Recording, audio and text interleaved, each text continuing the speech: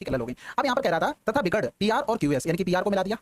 ये PR PR आता ना बीच बीच में, ज्यादा बार बोल दो तो प्यार ही निकलता है फिर, और होना भी चाहिए भाई प्यार। कह रहा था यदि पीओ 3x माइनस का 15 है, यानी कि पीओ ये 3x माइनस का 15 है, ओक्यू दे दिया था x प्लस का 9 यानी x प्लस का 9, ओआर दे दिया था मैं x माइनस का 5 यानी x माइनस का 5, ओएस दे दिया था हमको ये 5, तो तथा x के दो मान x1 x2 हैं, तो हमें इसका मान निकालना पड़ेगा क्या होगा। देखो सबसे पहले सिमिलरिटी से आपको जो मैं करने जा रहा हूं ये करने की जरूरत नहीं, पता होना चाहिए लाइनें सिमिलर है तो अगर ये एंगल थीटा है तो ये थीटा होगा, ये अगर अल्फा है तो ये अल्फा होगा, और ये दोनों कॉमन हो गए एंगल। ठीक है, तो यहाँ पर सिमिलरिटी से हम रेशियो बनाएंगे। थीटा के सामने यहाँ पर देखो ऐसे लिख लेते हैं S triangle S O R, और नीचे लिख लेते हैं ट्रायंगल पी ओ और क्यू। ठीक है, अब यहाँ पर देखना, अगर हम देखें थीटा के सामने में 5 दिया एस ओ आर में, अगर हम छोटे इसमें देखें पी ओ क्यू में, इसमें थीटा के सामने एक्स प्लस का 9 दिया, हम रेशियो बना रहे हैं सिमिलरिटी से बस, और कुछ नहीं कर रहे एक्स्ट्रा। अगर हम अल्फा के सामने देखें तो इसमें x माइनस का 5 दिया था, इसमें अल्फा के सामने 3x माइनस का 15 दिया गया था। इसमें ये चीजें आपको डायरेक्ट पता होनी चाहिए रिजल्ट कैसे क्या निकलते हैं। ठीक है, अब यहाँ पर देखो क्रॉस मल्टीप्लाई करना पड़ेगा। अब यहाँ पर x माइनस का 1 x1 का स्क्वायर x माइनस 2 का x2 का होल स्क्वायर, यानी कि थोड़ी सी मेहनत करनी पड़ेगी इसमें। तो 5 15x हो गया, 15 75 हो गया, इधर करेंगे तो x स्क्वायर हो गया, और फिर प्लस में 9x हो गया, माइनस का 5x हो गया, और 9 45 वो भी माइनस का हो जाएगा। यानी कि अगर हम यहाँ से देखेंगे 9 से 5 का 4x, 4x हम इस साइड लेके आ जाएंगे तो बचेगा 6 हो गया, और ये प्लस का 5 हो गया, और फिर x के कोएफिशिएंट से भी भाग करते हैं तब x का मान आता है, लेकिन यहाँ पर x का कोएफिशिएंट 1 है, यानी कि x की हमारे पास दो वैल्यू आ गई 6, 5। तो भैया इसमें हम डायरेक्ट लगा देते हैं 6 का स्क्वायर माइनस 5 का स्क्वायर, 6 5 11 हो गया, 6 से 5 गया तो 1 बचा, आंसर आ गया 11। अगला सवाल,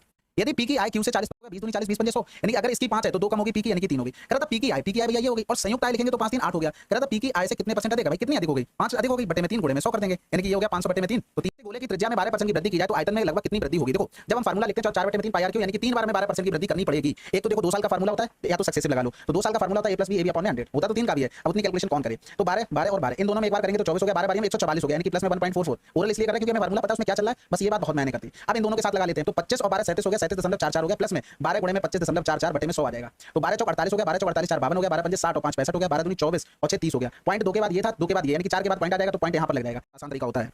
अब सवाल को देखो, अगर वैल्यू पुटिंग करने जाओगे तो एक बार चेक कर लेना, पहले ऑप्शन मैच तो नहीं कर रहे हैं, अगर मैच करोगे तब वो पॉसिबल नहीं हो पाएगा। इसके अलावा डायरेक्ट लिखो ना इसको, देखो cos थीटा अगर ऊपर से कॉमन ले लेंगे तो ये बचेगा 3 cos स्क्वायर थीटा माइनस का 2 बचा। ठीक है, अगर हम इधर करेंगे तो sin थीटा कॉमन ले लिया तो 1 माइनस का 3 sin स्क्वायर थीटा हो गया। अब अगर इसको लिखोगे तो 1 माइनस का cos स्क्वायर थीटा लिख सकते हैं, 3 इसके पास और था यानी कि 3, और ये माइनस का अंदर गुणा करेंगे, ये माइनस हो गया, ये प्लस का हो जाएगा 3 cos स्क्वायर थीटा हो जाएगा। ठीक है, जब हम इसको पूरे को लिखेंगे तो 1 माइनस का 3 प्लस का 3 cos स्क्वायर थीटा, इधर हो गया 3 cos स्क्वायर थीटा माइनस का 2 हो गया। ये देखो इससे कैंसिल आउट हो जाएगा, बस खत्म हो गया सवाल, यानी कि cot थीटा हमारा आंसर। अगला सवाल, कि धनराशि 4 वर्षों में इतनी वार्षिक ब्याज की दर कितनी होगी भाई, पहले तो 3 जीरो हटा दो, ये अच्छे नहीं लग रहे हैं। अब 50 से 72 हो गया, यानी कि 22 मिल गया ब्याज, यानी कि 50 रुपए पर 4 वर्ष में आर रेट से हमें 22 ब्याज मिल गया। तो इधर करेंगे 50 दूनी 100 2 दूनी 4, यानी कि आंसर आ गया 11%। बाकी आसान था। अगला सवाल, बात आपको बताई थी 1/2 या तो एलसीएम ले लो इनका। ठीक है, बाकी से 8 पन्ना 40 हो गया, बड़ा 11 चौक 44, इधर करेंगे तो 4 दूनी 8 हो गया, 5 एकम 5 हुआ, इधर करेंगे तो 11 एकम 11 हो गया, 2 हो गया। अब इसमें देखो इसमें ये बड़ा आया, लेकिन इससे ये बड़ा आ गया, और लेकिन यहाँ पर देखेंगे इससे ये भी बड़ा, यानी कि सबसे बड़ा कौन सा है, नंबर देख लिया करो, क्रॉस मल्टीप्लाई करो, उसके बाद देख लो कौन सा बड़ा बन रहा है कौन सा छोटा, बात खत्म करेंगे। 12 15 10 एलसीएम हो गया 60, 12 पंजे 60 हो गया, 15 चौको 60 हो गया, और 10 छक्का 60 हो गया, गुणे में 2 कर दो, हमें मान निकालना 1 का, यानी कि बीसी का हमें माइनस करना पड़ेगा। तो 15 चौको 60 4 दूनी 8 कर दो, 5 4 9 9 6 15 15 से 8 गया तो 7 बच गया, 120 बटे में 7 हो गया, 17 7 119 आंसर आ गया।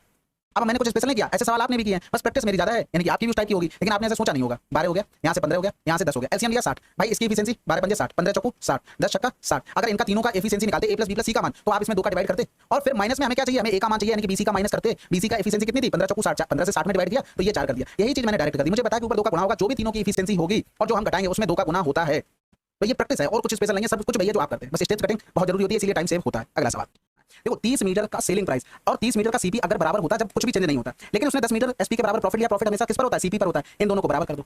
ये सेलिंग प्राइस पर बेचने से प्रॉफिट हो रहा था 10 का, बस खत्म हो गया, यानी कि 20 का एसपी बराबर में हो गया हमारे पास 30 का सीपी, यानी कि 0 से 0 हो गया, एसपी अपॉन में सीपी बराबर कितना हो गया 3 बटे में 2 हो गया। इसका मान हमें 480 दिया गया, यानी कि 24 दूनी 48, कितना गुना 240 गुना, इसका भी 240 गुना कर दो, यानी कि 24 72 720 आंसर। अगला सवाल, कहता है 4 इकाई त्रिज्या वाले किसी दिए गए डिविजिबिलिटी 729 729 हो रहा है, 325 729 नहीं हो रहा, 729 729 हो रहा है, 224 7 7, यानी कि ये नहीं होगा। अब हमारे पास एक ऑप्शन खुल गया है यूनिट डिजिट का, एक जगह 2 आ रहा है, एक जगह 7 आ रहा है। ठीक है, अब हम आयतन लिखेंगे तो 1 बटे में 3 पाई का मतलब 22 बटे में 7 हो गया, आर स्क्वायर का मतलब हो गया 105 बटे में 10 गुणे में 105 बटे में 10, और इंटू में हो गया 24। जब तक ऊपर 5 रहेगा तब तक ये खून पीता रहेगा, तो 21 पंजे 105 5 दूनी 10 हो गया, ये करेंगे तो 12 हो गया, और इधर करेंगे तो 5 दूनी 10 5 एकम 5 हो गया, और फिर इधर कर देंगे 5 दूनी 10 2 छक्के 12, यानी कि 6 दूनी 12, 2 यूनिट डिजिट आएगी, आंसर लगा दो। 5 खून इसलिए पीता क्योंकि 5 होता ना। यहाँ पर देखो त्रिभुज की बजाय इसमें कोई दिक्कत तो नहीं है, देखो हमने 11 की डिविजिबिलिटी चेक की, 2 ऑप्शन एलिमिनेट हो गए, 2 ऑप्शन बचे, उनके यूनिट डिजिट अलग अलग थे, 2 थे 1 का 7 था, वहीं से हमने कैलकुलेशन किया, हमने 2 जहां फाइंड आउट कर लिया, वहीं आंसर लगा दिया। ठीक है, कहता था त्रिभुज की भुजाएं और x वो तीसरी भुजा से बड़ा होगा, उनका जो डिफरेंस होगा वो तीसरी भुजा से छोटा होगा, यानी कि यहाँ से करेंगे ये 12 हो गया, ये 18 से 24 हो गया, इसके बीच में ये रहेगा। कह रहा x के संभावित मानों की संख्या, अब इनमें देखो डिफरेंस तो बराबर चला होगा, तो 24 से लेकर 12 तक टोटल नंबर कितने हैं 24, और यहाँ पर कर देंगे माइनस का 12 बटे में 1 प्लस का 1, यानी कि 24 12 डिफरेंस 12, यानी कि तेरह टोटल नंबर है, लेकिन जो ये है ना वो 24 से छोटा होगा 12 से बड़ा होगा, तो ये 2 नंबर हमें हटाने पड़ेंगे, तो टोटल 11 नंबर पॉसिबल है। अगला सवाल, एक विक्रेता 100 अंकित मूल्य वाली एक वस्तु पर खर्च करता है, 15% का लाभ अर्जित करने के लिए उसे वस्तु को किस मूल्य पर बेचना चाहिए। देखो 100 रुपए की चीज थी, 10% की छूट मिली तो 9 बटे में 10, 20% की छूट मिली 20 पंजे 100, यानी कि 4 बटे में 5 बचा। अब जो ये टोटल क्या बन गया, ये उसके लिए सीपी बन गया, जितने में वो उसने खरीदी, इस पर उसने 10% पर खर्च कर दिया, यानी कि टोटल उसका खर्चा इतना हो गया। अब इस टोटल पर उसे 15% का लाभ चाहिए, यानी कि ये टोटल बना जाके 5 दूनी 10 5 15, 11 की डिविजिबिलिटी भी चेक कर सकते हो, बस कंडीशन ये है कि कहीं उसने ऐसा ना हो पॉइंट में लिख दिया हो, यानी कि दशमलव 2 स्थानों तक। कभी ऐसा होता है ना क्वेश्चन में नहीं लिखा फिर भी वो ऐसा कर देता है, तो ये चीज ध्यान रखना, अगर आपके पास सफिशिएंट टाइम हो तो कैलकुलेशन थोड़ी सी कर लेना, कोई दिक्कत नहीं होती उसमें। ठीक है, तो यहाँ पर 23 को 92 हो गया, गुणे में 9 करेंगे, गुणे में 11 करेंगे, यानी कि 91 08 नहीं लिखा है, यानी कि उन्होंने कोई भी हरकत नहीं की थी, 11 की डिविजिबिलिटी हम चेक कर सकते थे। ठीक है, अगला सवाल मैंने बता देगा भाई, देखो अंकुर और नेहा की चाल का अनुपात है 5:6। ये पूरी कोई डिस्टेंस थी 800 मीटर की, यानी कि 200 मीटर की जब बढ़त दे दोगे तो अंकुर को कितना जाना होगा, 600 जाना होगा, इतना यहाँ से यहाँ तक। लेकिन नेहा को तो पूरा चलना होगा, 800 मीटर चलना होगा। ये बात समझ गए। एक चीज बताओ भाई, अगर हम यहाँ पर देखें, अगर ये अंकुर 600 मीटर जाता तो 12 गुना, तो ये कितना जा पाता, 12 गुणे में 6 72। भाई ये जो रेशियो दिया गया है, तो ये कह रहा था कोई यूनिट मान लो, जैसे 5 मीटर प्रति सेकंड, 6 मीटर प्रति सेकंड। अंकुर अगर 1 सेकंड में 5 जाता है तो नेहा 1 सेकंड में 6 जाती है, तो वो रेशियो दिया गया था, यानी कि टाइम कांस्टेंट हो गया, तो जो स्पीड का रेशियो था भाई डिस्टेंस का हो जाता है। तो अंकुर 600 जितना जा रहा है तो 12 60, वो जा पाएगी कितना, 720। यानी कि अंकुर पहुंच गया, 1 सेकंड कलर चेंज कर लें तब ज्यादा समझा पाएंगे। अंकुर पहुंच गया यहाँ से लेके यहाँ तक, लेकिन ये भाई साहब यहाँ से लेके यहाँ तक पहुंच पाए, यानी कि 720 ही पहुंच पाए। तो ये पूरी डिस्टेंस ये वाली बची कितनी है, 800 में से 720 घटा दो, यानी कि 80 आंसर आ गया। अगला सवाल करें, चलो फिर। दो उम्मीदवार के बीच एक मतदाताओं में से 10% ने अपना मत नहीं डाला। जीतने वाले उम्मीदवार ने डाले गए कुल मतों का 60, और इसमें से क्या हुआ, एक को 60 मिल गए तो दूसरे को 40। हारा जीती कितने से हुई, 20% से। तो यही 20% बराबर क्या दिया गया था, 1242 दिया गया था। बस खत्म हो गया। 9 दूनी 18 हो रहा है, 18 से काट दो, 18 छक्का 108 हो गया, 18 7 इनका औसत क्या होगा। देखो कभी भी एवरेज मिल जाए, और अगर बोल दे कि बाकी देखो 50 संख्याओं का एवरेज m था, और फिर कहते इन सभी में 2 जोड़ दिया जाए तो नया एवरेज क्या होगा, तो m+2। अगर बोलते सब में से 2 घटा दिया जाए तो एवरेज क्या होगा, m-2। कहते सब में 2 का भाग कर दिया जाए तो एवरेज क्या होगा, m/2 में 2। कहते सब में 2 का गुणा कर दिया जाए तो एवरेज क्या होगा, m/2 में 2। अब यहाँ पर देखो सब में 100 घटाया गया तो एवरेज क्या होगा, m-100। ठीक है। अगला सवाल, रॉयल्टी के भुगतान पर हुए